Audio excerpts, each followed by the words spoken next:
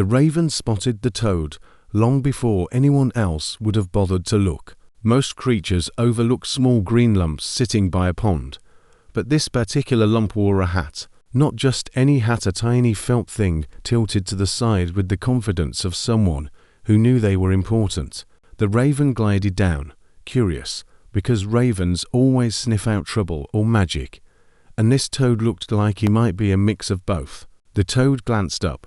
"About time you showed up," he said, adjusting the brim as if preparing for a royal portrait. The raven blinked. "I didn't know we had an appointment." "Everyone has an appointment," the toad replied. "Some just don't know it until they arrive." He tapped the hat once. The faintest shimmer rippled across its surface, like sunlight on a lake. "This hat and I have a job, and you look like a bird who enjoys being part of a good mission."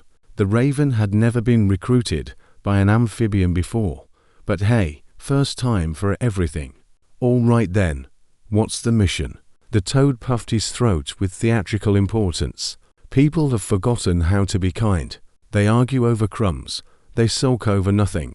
They complain like it's a sport." He leaned closer, lowering his voice. "But this hat nudges hearts, softens them, helps folks remember they're human. So you charm them. I give them a push. They do the rest," the toad said. "But I can't hop everywhere. You, on the other wing, have air travel." And just like that, the raven found himself flying village to village with a toad gripping his back like a tiny, bossy backpack. They landed first in a town where the neighbors were yelling about a fence that leaned half an inch onto the wrong property. The toad hopped forward and gave the hat a smooth, confident tip. A hush swept over the pair of quarreling men. Their shoulders eased, their voices softened.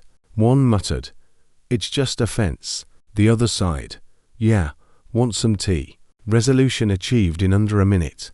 The toad winked at the raven. "Told you, works every time." Next stop, a bakery where a furious queue complained about running out of pastries. The toad leapt onto the counter, tipped the hat, and suddenly everyone acted as if patience was the hottest trend. One woman even offered to help wash dishes. The baker nearly fainted.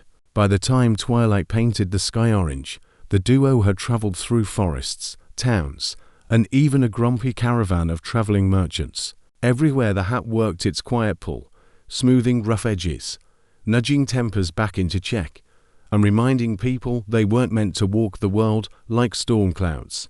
As they perched on a hill overlooking their route, the raven asked, "You think we'll ever be done?" The toad shook his head and tipped the hat again, just for the glow. "Kindness isn't a one dash off. It's upkeep. Lucky for us, there's plenty of world left." The raven chuckled. "Then let's keep moving. Someone out there is probably arguing with a lamppost." And with that, they set off again, an unlikely duo with a tiny magical hat, keeping humanity in shape one gentle nudge at a time.